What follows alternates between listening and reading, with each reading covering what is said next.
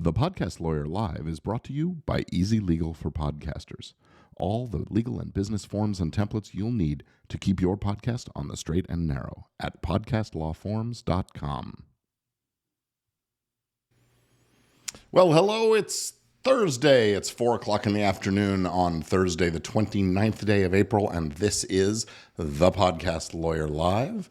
I'm Gordon Firemark, the podcast lawyer, and I am here to share with you some thoughts about all things podcasting and the law. And today I'm going to go a little different direction because I didn't have a lot of questions. I mean, the same questions keep coming up every single week. It's, hey, can I use that song in my podcast? What do I have to do to use songs? Is there any workaround to getting licenses? And then there's always the ongoing discussion and dispute or debate about whether or not you need releases in place for your guests. And I'm sort of tired of saying it a little bit. The fact of it is, you may come out of radio. You may have listened to a lot of radio. You may have produced a lot of radio. This isn't radio. Podcasting is a different medium. It is not ephemeral. It is permanent. It is evergreen. And we need to think about it a little differently. You need to use guest releases because those episodes are going to be around for a good long time, and the consent that you need to make a recording that's going to be around and sort of permanent is different from the implied consent that a person gets when they go and answer the phone or go on a radio show or something like that. That consent is limited to, hey, it's going to happen, it's going to be done, and there you go, it's out of there. And I'll tell you that even the radio stations, if they're going to reuse an old recording, they go back and they track down the people and they get permission for that stuff. At least the ones that are smart do. Consent is revocable if you don't have it in writing that says it's irrevocable.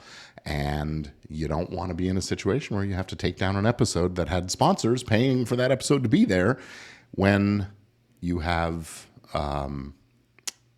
when you have a disgruntled former guest or something like that who just changes their mind and wants the episode taken down. You want that to be your decision, not their decision. So I see that Jay is here in the what do you call it, in the in the group watching.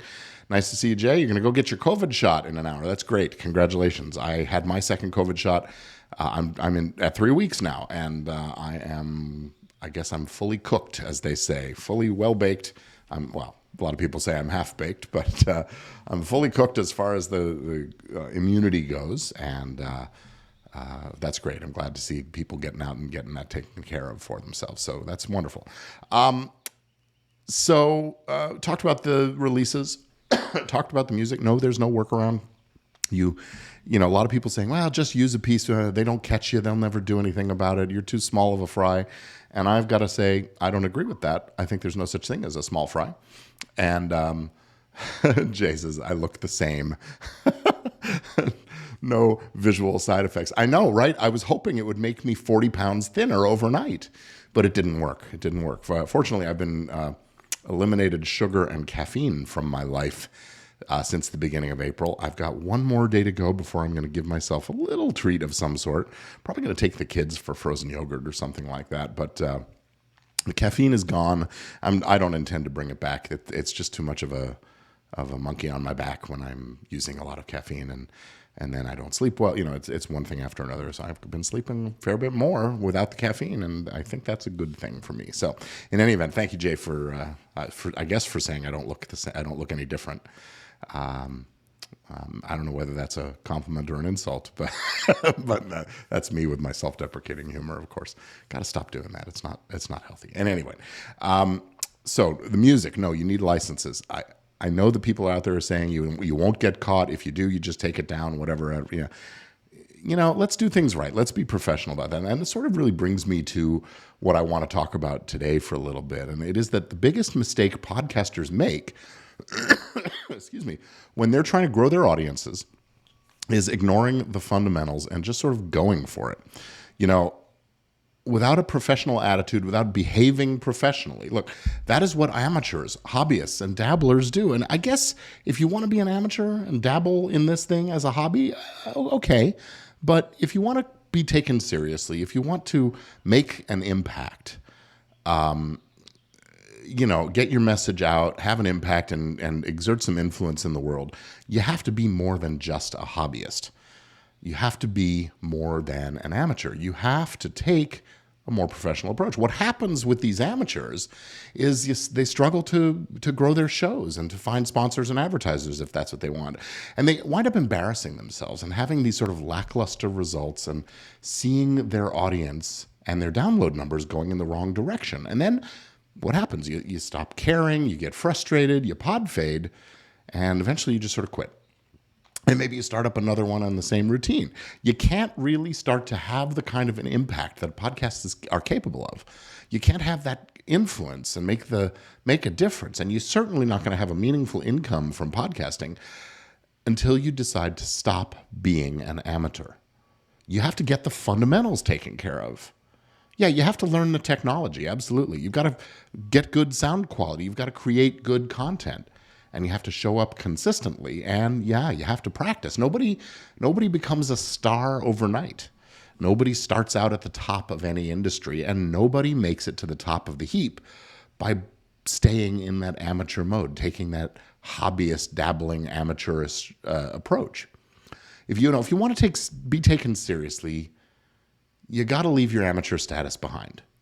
You got to stop treating the podcast like a hobby. It cannot be something that you just dabble at. You got to get legit with your show. You got to go pro. Be professional in the way you approach what you're doing. Whether you're out to make money or not, being professional shows you're serious. And people will take you seriously, and it will give you that impact. And yeah, that means having great sound quality and creating good, compelling content and being consistent about it. But that is just the start, because even a lot of the amateurs get as far as good sound quality. It's kind of fun tinkering with the gear and making sure you sound good. But being a legit pro goes further. It means having a clear vision and understanding of where you're going and how you're getting there. And then it means acting the way someone who's already gotten there does. You operate from that place of professionalism. That goes for the back end, behind the scenes parts of things that happen just as much as what your audience sees. You get your legal structures in place so you're protected against all the bad things that can happen with media production. Lawsuits for infringing on intellectual property rights, or just DMCA takedowns when you have a piece of music you shouldn't have in your show.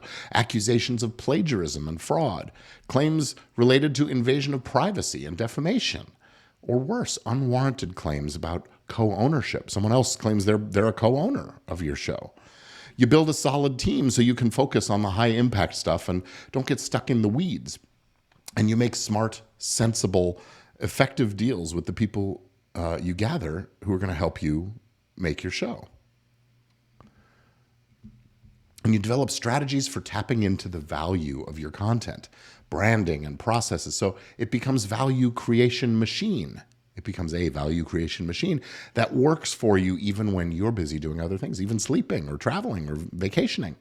And you get absolutely clear about who you're making your show for and why, and how it's going to grow and become sustainable, so you can keep that machine humming along without diving into your own pocket for equipment and supplies and services. And so you'll experience the rewards of having the successful podcast enterprise that you started out to do in the first place. That's how you get legit and you go pro. And if you are interested in getting legit and going pro, I want to invite you to join a free Facebook group. I have a free private Facebook group where I am offering training that takes you through and shows you exactly how to do all of those things to be professional, the professional that your podcast needs you to be, so you can have the impact that this incredible medium promises. So hang up your amateur status. Come on over and join the group. It's called Legit Podcast Pro. And the best way to do that, let me click the button here. I got to show you something here. There it is. It's Legit Podcast Pro. And the best way to join is to come on over to legitpodcastpro.com, drop your email into the form on the page, and come back into Facebook and join the group. And we're talking about interesting stuff here. Just today, I actually put out a request for anybody who has ideas about something they want to learn more about. Let's put it in there. I'm going to find you. I'm either going to create the training or I'm going to find you the people who can create the training, and we're going to do it. So please hang up your amateur status and join Legit Podcast Pro now at legitpodcastpro.com. Thank you. And I'm going to take questions. If anybody's here live and wants to have a question answered, I'm going to do it. Let me see if I have anything in my system from recent questions. Let me see. I don't. Most of these are kind of, okay. Oh, here we go. Okay. If there's a public hearing with legislators asking questions and people testifying in support or against a proposed bill, is that YouTube video considered? I've already answered this. Is it considered in the public domain? The answer is it depends on who posted the YouTube video. If it's some citizen who attended and videotaped, they own a copyright in that footage. But if the city or state or federal or whatever government made the recording, then there's a good chance that it's been dedicated to the public domain. And certainly that if you're going to use clips of that in your podcast and you're talking about the issue of public concern, that's probably going to be fair use anyway. You commenting on the testimony and the legislator responses and things like that, I think you're probably in fair use territory. But it's a good chance that the government has dedicated it to the public. So that's great. Another question. Let's see.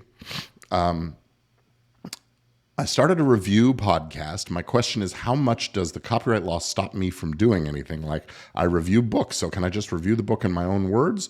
Or can I relate the entire book, which I did in one episode, and then review it as I go along, kind of like a reaction? Am I breaking copyright laws then, if I relate the entire book like a story in order to review it? I would say that your review is protected by the First Amendment, free speech. You have a right to say those things and to express your point of view about the work. And to do that, you have a right to take a little bit, portions of the work, as an illustration of what you're saying. What is not okay is just reading entire chapters or passages from a work, because that's copyright infringement. And I don't think it would be fair use. You know, one of the 4 factors in fair use is the amount and substantiality of the portion that you're taking. And whenever you're doing these analyses, you know, the fact that it's a reaction video might or might not weigh against the taking the whole thing. Every case is a little different, but I would recommend against reading or performing an entire work so you can respond to it. I know there are folks out there that play a music video or a song and then film themselves while they're reacting to that video or song. I have mixed feelings about that, and I wouldn't want to be the lawyer having to defend against a claim of infringement in that circumstance. So be careful and thoughtful about that. Another question. I'm thinking of adding a live show to our network that reads slasher fiction and erotic novel snippets. It's clear parody. Are we good? Well, anytime somebody says, hey, it's clear parody, that gets my eyebrows to go up. Oh, really? Are you sure? Because you may think you're doing parody when, in fact, on the eyes of the law, you're doing something else called satire. Satire is where you're making fun of things or of the environment or the world or the government or things like that, using a piece of work to make fun of it. Parody is where you're making fun of the original thing because of the way you are presenting it, copying it. But if you're reading that slasher fiction, you're reading the text of the book into the microphone or onto the camera, I'm not sure it's parody. It may be that the way you're doing it is parodic in its tone, but I just can't say. So let's be really clear about that. If it's parody, then it's probably a fair use. Parody is sort of a shortcut to a finding of fair use, because what you're doing is commenting on that original in a way that is relevant for the subject matter in question and a societal value in that kind of commentary. Let's see. I have a question I'm not sure has been addressed before. I'm only just now starting to reach out to guests to have interviews on my podcast. I know I need a guest release form to protect myself, and we sometimes interview big names. Oh, here it is. I'm sorry. With podcast guest releases, do you use your company name as the name the guest is releasing their audio rights to, or do you use the name of the podcast? And I ask this because the current branding on my podcast may evolve into something new. I think it should be in the name of the producer of the podcast. If that's you as an individual, then the release should be the guest releasing the individual. If you have a company, then either it should be the name of the company or company and individual, but named both in the document. You can do that. That's pretty smart. Craig is here. Let's see what you have a comment here, Craig. Nice to see you, Craig Munn. The release you offer includes language allowing the podcaster to use the guest likeness in other media in perpetuity. Are there any other steps that should be taken in regards to marketing and promotion? Now, I think the language that's there does it well for marketing and promotion purposes. Where you might end up getting some pushback is if you are going to republish the content in a different medium. So, for example, if you decided to take all of your video podcast episodes and turn them into a feature film or a documentary or something, you might have guests that are a little unhappy about that. I still think the license agreement, the release agreement, gives you the permission you need to do all that. So, no, I don't think there's much else you need. But as soon as you start turning it into something else, taking a recorded audio or recorded podcast and adapting it into a book, that might be another kind of a thing where guests would be concerned about that. But no, in the context of the release, I think it's pretty specific that, hey, I can use your name and your likeness and as well as clips of your voice and all those things in order to market and promote the podcast itself. That's the whole intention of that clause, really. So I think you're good, Craig. Thank you for asking the question. And by the way, thank you for hosting me on your show, Radio Chaos. Give me the full title in the comments if you don't mind. It's Radio Chaos, hits from the 80s and 90s. And Craig was kind enough to have me on as a guest. I'm not going to say DJ, but a guest co-host, where I got to pick out the songs that we were going to play and then talk about on the show. This was on an Anchor-style podcast. This is that podcasts with music thing that only Anchor allows you to do. And I'll tell you, I listened to the episode the other day. I finally downloaded the Spotify app and did it. You can only listen on Spotify because of those music rights that are in there. But I loved what you did with it, Craig, and that the show was fantastic. I had a good time. I was reminded about some of the music, and I actually realized I made a mistake. The AC/DC song I was thinking of was Highway to Hell, and we ended up doing Back in Black, but it's all good. Radio Chaos, Lost Hits of the Generation X. And he says I was a great guest. Thank you so much, Craig. It was a lot of fun. I enjoyed it very much, very much. So what else is going on here? I don't have any other questions. Oh, Pixie wants to get in on the game here. This is little Pixie here. You can't see her very well, but she's keeping me company today here in the studio. And it's about 4:20. Don't read anything into that. It's 4:20. And today is the 29th day of April. And I think I'm going to wrap it up now. I don't have much else to say. So do come on back and check out Legit Podcast Pro if you're not already a member in the group. I would love to have you join up. Go to legitpodcastpro.com and all the details are there. And that's it. Until next time, I am Gordon Firemark, and I will see you on the flip side when the Podcast Lawyer is live and speaks again. Have a great one. I'll see you next week.